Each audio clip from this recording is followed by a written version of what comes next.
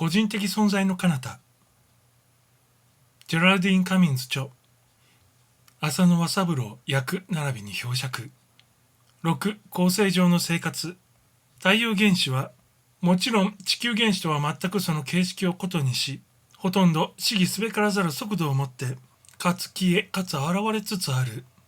で、気有者が深き入信状態において、第三次の変形を遂げ、いわゆる光円体を取ることになれば、かは地球のそれとは全然異なれるリズムの中にくぐり入り、従来と別個の行動を取ることになるのである。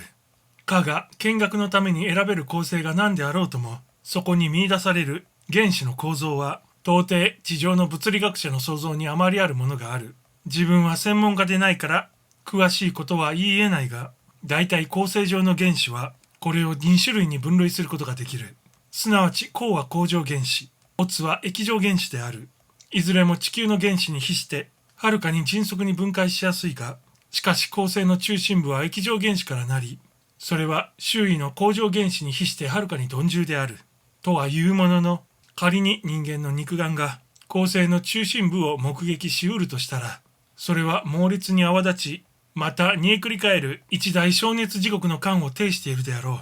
う。が、構成の構成につきての説明は、しばらくこの辺で打ち切り、これから天体旅行者の体験を物語ることにしよう。前に述べた通り、その後、かの取る形態は、好気性の原子から成立する一つの光円体である。かは誘拐における修行によりて、すでにいかにして自己の姿を変え、またいかにしてこれを投御すべきかの秘法を心得ているから、構成の世界に歩み入っても、さして戸惑いはしない。かは知力、想像力の限りを尽くして、守備よく超形態的形態を取りて、未知の新世界の探検にあたり、必要に応じて自由自在にその姿を変え、自分を取り巻く電光石火式、旋律と歩調を合わせる、その時の気持ちは、平凡、低調な人間界の言葉では、とても表現すべくもない。もちろん、そうする時の彼は、自我意識の全部を携えてはいない。その粗雑な部分はことごとく、後ろに振り落とされ、ただ、かの高級意識のみが、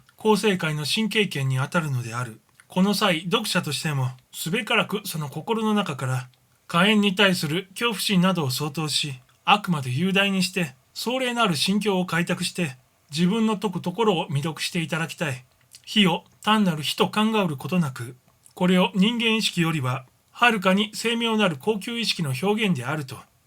考してもらいたい。銀河の世界には、幾百万とも知れぬ多くの精神があり、さらに目を天の一方に転ずれば、そこにもまた赤、白、青など、様々な光を放つ天体の海がある。そしてそれらがことごとく何らかの生物、何らかの意識的存在の住処なのである。読者よ願わくば、極度まで想像の翼を広げ、何事もまた何者もいたずらに不可能視し、またいたずらに不可思議することをやめよ。あくまで発達程度をことにせる無数の生命を乗せ、あくまで整然たる秩序を厳守して、無偏在の空間をめぐる天体の一大行進曲。これが実に宇宙の実相なのである。我らの属する太陽系の優勢上においてさえ、人類の数は比較的に少数で、そこに見出される生命の大部分は、いわゆる自然霊なのである。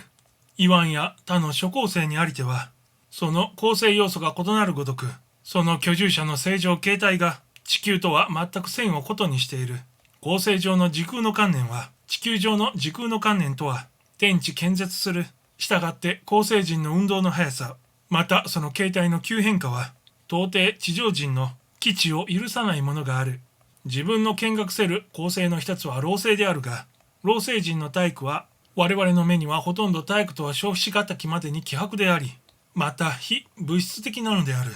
現在の老星は太陽の幾倍かの激しさで盛んに燃焼しつつある。こうした環境に安住する老星人の体育がいかに超現実的であるべきかは手出し言を待たないであろう。ここで我々は何はおいても、まず老星その他諸構成の構成原子につきての概念を持たねばならない。それなしには、とても自然霊の性質は得得されそうもない。比見によれば、各天体を通じて3種の原子が存在するように思う。すなわち、1、物質原子。これが地球などの構成要素。2、恒常原子。これが太陽の光と熱との構成要素で、自然霊の体育もまたこれで作られる。3、液状原子。これが太陽、その他恒星の中核を構成する要素で、恒常原子に比すれば、はるかに鈍重である。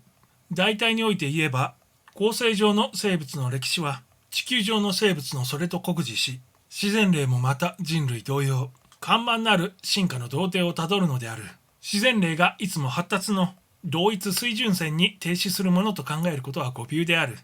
無論自然霊は、自分自身の内に、驚くべき先制力を放送している。が、その先制力は、超年月の間に全時発達権限し、最後に極めて複雑、極めて鋭利なる生活機能を発揮することになるのである。完成された大自然霊の威力は、とても地上の人間の基地しうる限りでない。が、自然霊の発生を支配する根本原則は、地上の人類を支配する一般原則と、そこに何の相違もない。恒星の母体はもちろん星雲である。天地開闢の初期において、恒星は一つ一つ、火の母体から離脱し、事後空間を通じて、独自の螺旋運動を営むことになったのであるが、当初の爆音並びに、光源のいかに猛烈惨烈を極めたかは、到底ここに想像の限りでない。無論そうした未完成期の恒星には、まだ自然霊は発生していない。間断なく爆発し、間断なく変化する原子からは、